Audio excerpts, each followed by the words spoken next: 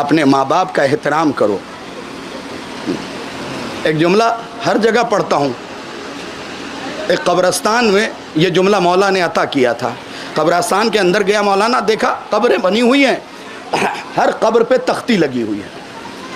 فلاں مرحومہ, اگرچہ اسے پڑھنا مکروہ ہے لیکن جتنے پہ نظر پڑی, دیکھا فلاں مرحومہ انتقال کا دن, روز وفات مثال کے طور پہ 14 نومبر, کسی کا 12 دسمبر, کسی کی جولائی, کسی کا اگست لکھا ہوا ہے. آپ کو بتاؤں درد دل کے ساتھ, ان میں اکثر تاریخیں جھوٹی لکھی ہوتی. تمہاری ماں اس دن نہیں مری جس دن تم نے تختہ بنوایا, تمہاری ماں اس دن مر گئی تھی جس دن تم نے اسے جھڑک کے جواب دے دیا تھا. تمہاری ماں اس دن مر گئی تھی جس دن تم نے اسے ڈانٹ دیا تھا اس کے کسی سوال پہ. تمہارا باپ اس دن مر گیا تھا جس دن تم نے آنکھ دکھا دی تھی باپ کو.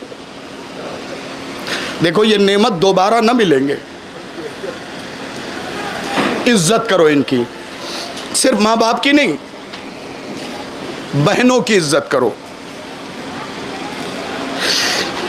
بہنیں خدا کی نعمت ہیں, اگر ناراض ہو منا لینا, اور بہنوں کو چاہیے بھائیوں سے ناراض نہ ہوا کرے.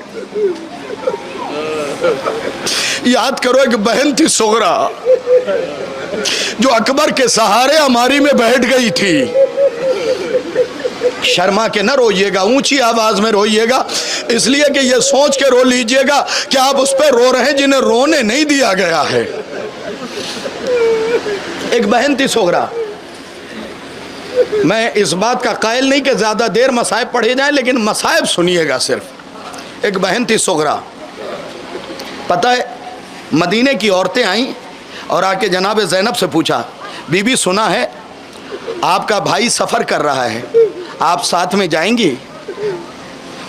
کہا میں نے اپنی مہر حسین کے چہرے کی زیارت رکھی ہے, لیکن میرا بھائی امام وقت ہے, اللہ جانے مجھے لے جائے کہ نہ لے جائے. جناب ام کلثوم سے پوچھا, بی بی نے بھی یہی جواب دیا. جناب رباب سے پوچھا, بی بی نے بھی یہی جواب دیا. جب مدینے کی عورتیں صغرا کے پاس آئیں, بی بی آپ جائیں گی؟ بی بی نے پتہ کیا کہا, کوئی جائے یا نہ جائے میں ضرور جاؤں گی. نہ چیخ مار کے نہیں رو سکتے, کوئی جائے یا نہ جائے میں ضرور جاؤں گی. مدینے کی عورتوں نے کہا, ساری بیویوں نے تو کہا کہ امام لے جائے نہ لے جائے. کہا مجھے بھروسہ بہت ہے. کہا کیا مطلب؟ کہا میرا بابا اکبر کے بنا نہیں رہ سکتا, اکبر میرے بنا نہیں رہ سکتا.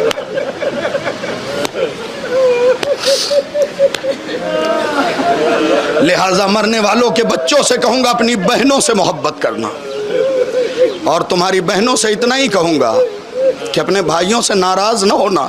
پتہ ہے سہارے کس کے بیٹھی تھی؟ گھروں پہ یاد کر کے, یہاں نہ رو پائیں گے نا تو گھروں پہ یاد کر کے روئیں گے. کس کے سہارے بیٹھی تھی؟ جناب علی اکبر کے سہارے. چند لمحوں بعد عباس آئے, ہاتھ جوڑا, اے میرے مولا, اے میرے سردار. ہاں عباس بولو, ہاتھ کیوں جوڑ رہے ہو میرے سامنے؟ مولا ہماری میں وہ بیٹھ گئی ہے جس کا فہرست میں نام نہیں ہے.